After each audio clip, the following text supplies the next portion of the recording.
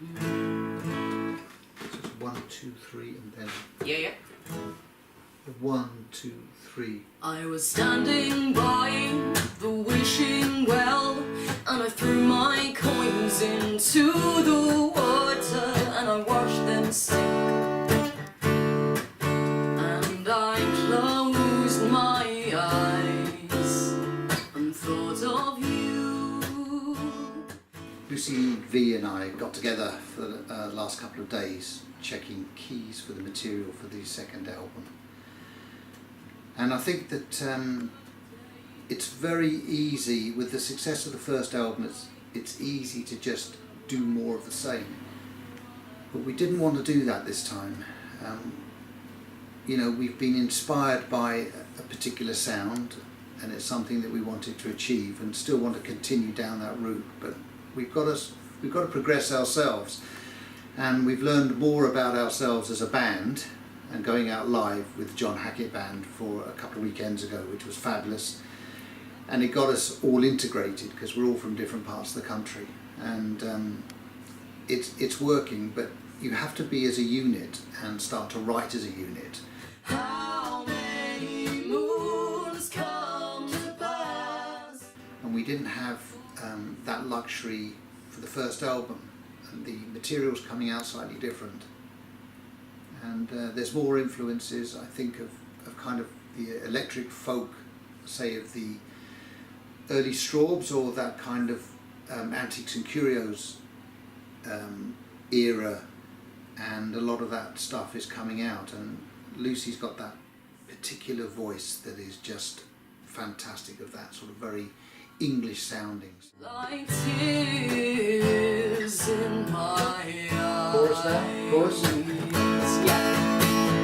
How many lives must I live until I see your face again? Oh, how many moons come to pass? So back on the sofa at the Piggery Studios, one of my favourite sofas to be on. Album number 2 for the Kentish Spires, here we go. And the amount of positive feedback we've had from that first album has been just overwhelming for me. And we want to build on that, but we want to carry on in a similar sort of Canterbury-inspired sort of a vein, but it's got to, pardon the pun, progress somewhere. We're a prog band, we've got to progress from that first album.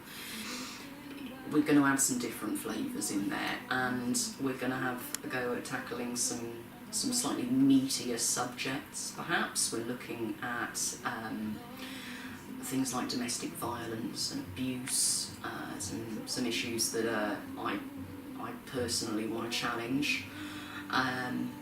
Again, just having some real quality musicianship here and building up the layers and creating something evocative, something emotive. We want people to come away from this and feel like they've felt something from us, you know. So yeah, we've just been working through some of the tracks that we've all been chipping in with, looking through what fits, whether the keys are good, this sort of thing, and slowly building up what the sound of this second album is going to be. It's exciting stuff. Fortunately, we had a great set of reviews for the first album, and that's given us more confidence. So the second album has a bigger budget than the first album, and it's still, still not a huge budget, but it gives us more opportunities to explore the material and take time, rather than sort of, going with whatever we can get within a time frame. And I think that's another bonus for a band, to be able to progress where we're not watching the clock all the time.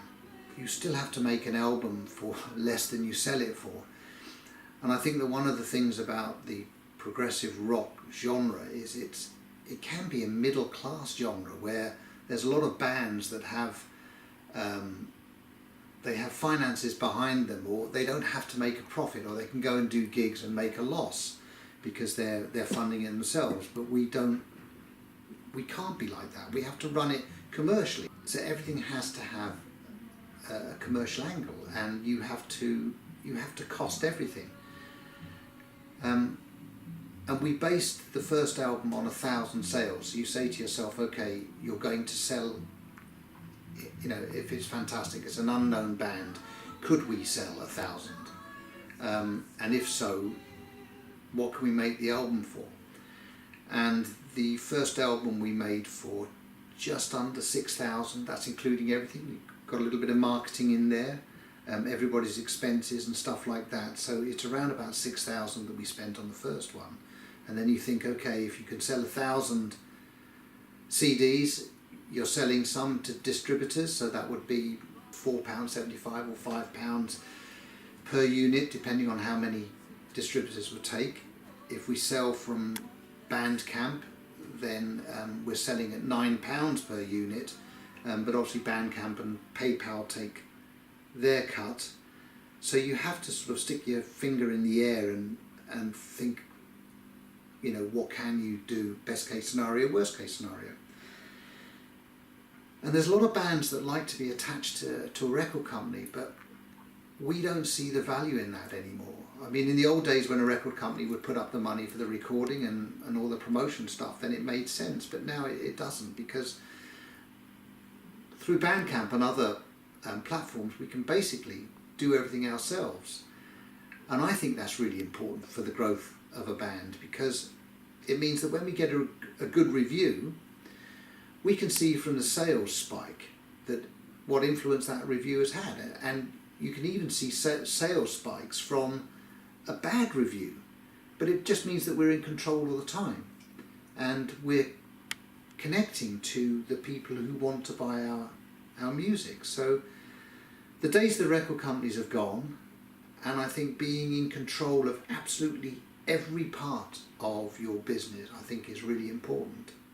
We have to make a decision where, do we go in for the second run of the first album, or do we concentrate on the second album, and then when we do gigs next year we'll then make the decision whether we go for a second pressing of the first album to be able to sell on the road. But all these things we have to think about, because the last thing you want to do is go for a second press and then end up with only selling 100 of them and ending up with a load in a box under your bed. Anyway, that's our thought process.